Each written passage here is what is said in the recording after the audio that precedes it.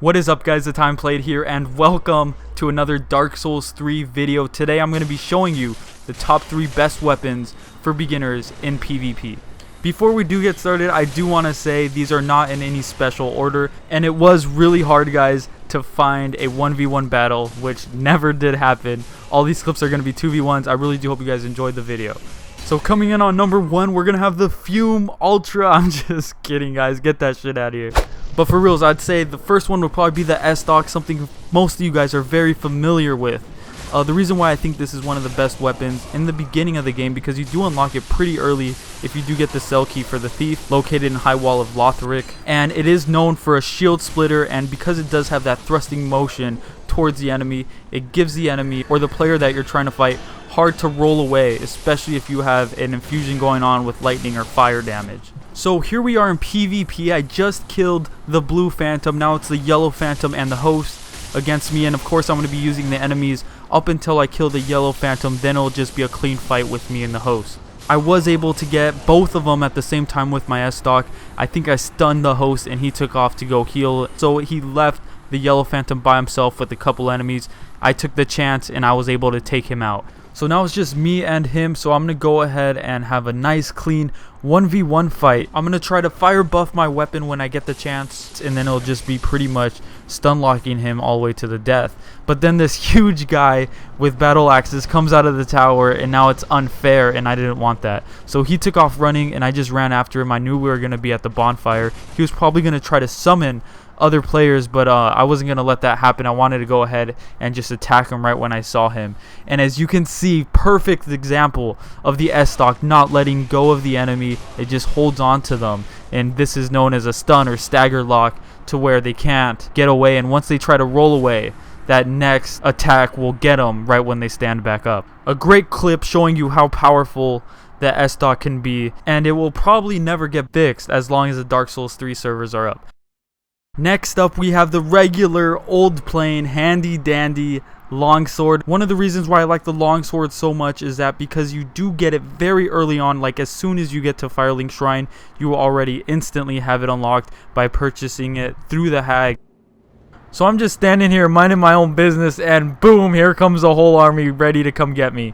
So I'm just gonna swing once, drop down as fast as I can. Gotta be careful of those aerial attacks, which I believe one of them did get me.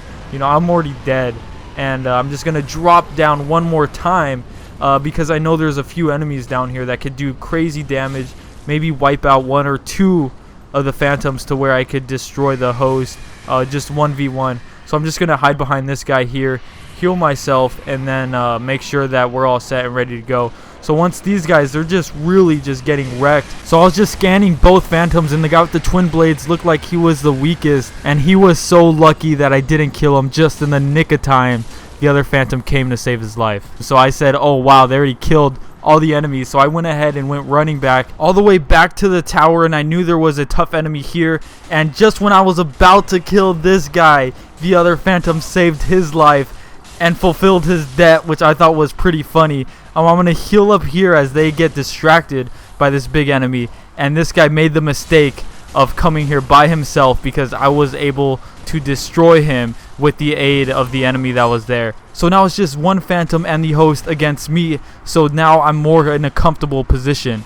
And I saw this phantom by himself, so I took the chance, and I noticed that he was lagging just a little bit. And in rare cases, they get kicked off the game because of their internet connection. So I stood here and I was like, okay, what is my strategy plan? Should I attack him with my bow, or what was I going to do? I might have just jumped back down there. So I was about to go into my inventory to pull out my Dragon Slayer bow, and right when I was about to do that, I see that the phantom just got disconnected, and it wasn't that he used a black separation crystal or anything. He just disappeared, and it said he returned home. He got disconnected because of his internet connection. So me and the host started a battle out. As we started fighting, one of the enemies came in, and I just let him get away from the enemy for a bit. So I'm going to go ahead and buff my weapon, and I was going to meet him on the staircase. Right when I saw that he summoned a phantom, I was like, okay, enough is enough. We're going to fuck his shit up. And we just start swinging at him like crazy, and you could see that his ring of sacrifice popped, and we got another swing at him for the finishing kill. So it started off as a 3v1.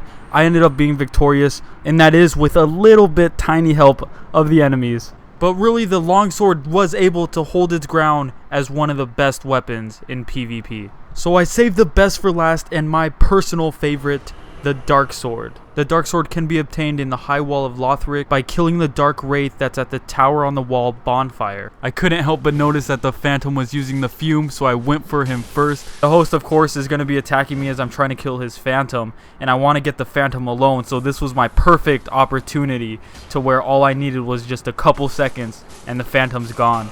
So now it's just me and the host. I'm low on health a little bit. I could probably die if he hits me one more time. So I went ahead and healed. He did a heavy attack, and I was able to go ham on him. So now he's the one freaking out, and it's just me and him now. And I knew I had this in the bag, just because when you run like that, you know you're in trouble. And I'm living the life with a full health bar. He tried to parry me. Luckily, he was not successful. So I went ahead and kept putting pressure on him all the way to the bridge. And just at the nick of time, I was able to parry him perfectly for the finishing kill, and the Dark Sword has yet to be defeated.